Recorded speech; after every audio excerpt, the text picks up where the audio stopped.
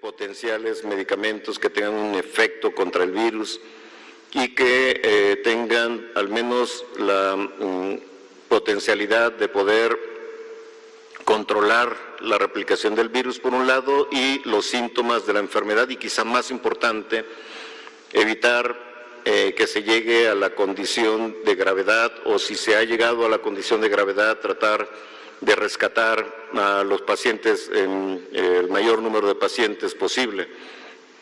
Ya les he dicho previamente los 5 medicamentos que tienen potencialmente un efecto contra el COVID-19 son, quizá en primer lugar, Remdesivir, en segundo lugar, la hidroxicloroquina, en tercer lugar, la combinación de hidroxicloroquina con acitromicina, y en cuarto lugar, el tocilizumab, el nombre un poco complicado, pero es un anticuerpo dirigido contra una molécula en las células que impediría la inflamación sistémica, que finalmente es lo que conduce al daño a los tejidos, al daño pulmonar en particular, no exclusivamente en los pulmones, sino también en otros órganos. Y el propósito de este último medicamento es evitar ese daño o reducirlo lo mayor posible. Y finalmente, un método que se llama plasmaféresis, o la obtención de plasma, componente líquido de la sangre de los pacientes que han superado la infección y han estado muy gravemente enfermos y con altos títulos del virus, que para tratar de trasladar o pasar el plasma a personas que están sufriendo la enfermedad.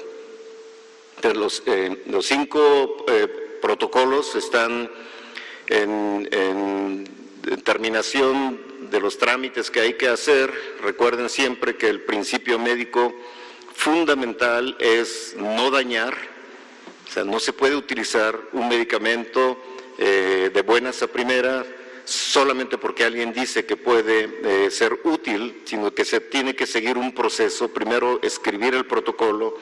En segundo lugar, someterlo a un comité de ética que está compuesto de integrantes con ciertos criterios. Y en tercer lugar, también a un comité de bioseguridad. Todo esto con el propósito de no dañar con el medicamento que se quiere probar o se intenta probar, como se está haciendo en otras partes del mundo. En México es igual. Y después de que se ha comprobado que no daña, y con algunos medicamentos de los que les he descrito, se tiene amplia experiencia de que no son perjudiciales y por tanto da inicio a un ensayo clínico controlado, que es el nombre técnico correcto de un experimento en humanos, evaluado éticamente para ser conducido en los pacientes con enfermedad grave, no exclusivamente grave, sino también en una etapa moderada o una etapa leve inclusive, o de manera de profilaxis. Y los 3 ensayos clínicos que ya han recibido la aprobación por el Comité de Ética e incluso COFEPRIS para empezar son el de Remdesivir, el de hidroxicloroquina, y el tercero es con tocilizumab. En la historia de la enfermedad hay un periodo de incubación donde no hay síntomas, que puede ser en promedio de 5 días aproximadamente, 5 a 6 días. Inician los síntomas donde hay una carga de virus en los tejidos, el tejido de todo el tracto respiratorio.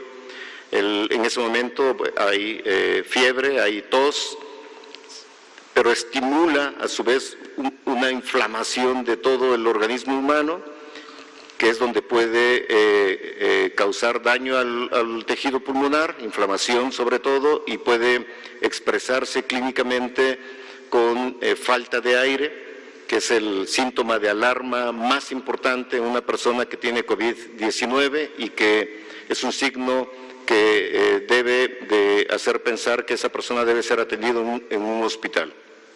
Y finalmente, bueno, si no se detiene esa inflamación, aun cuando ya no haya virus en el cuerpo humano, esa inflamación puede causar la muerte de una persona infectada por el SARS coronavirus 2. Entonces, ¿en qué momento iniciar los tratamientos? Puede iniciarse en una etapa temprana, en una etapa intermedia o en una etapa tardía. Lo que estamos proponiendo es que en una etapa temprana e intermedia se utilice hidroxicloroquina o remdesivir, e incluso también en pacientes graves, y el tocilizumab en esta fase de una enfermedad grave.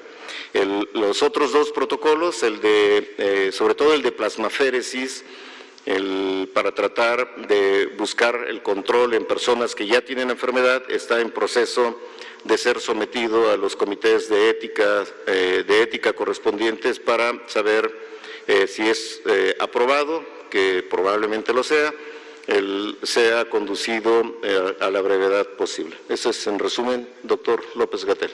Qué amable, doctor Gustavo Reyes Terán.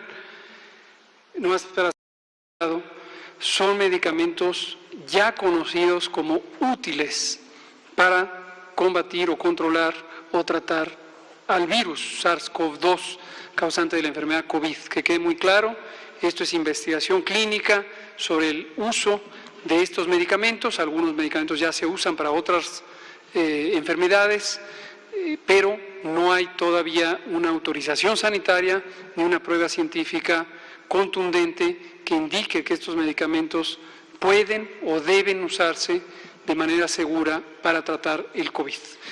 Ángeles Cruz, Blanca no, porque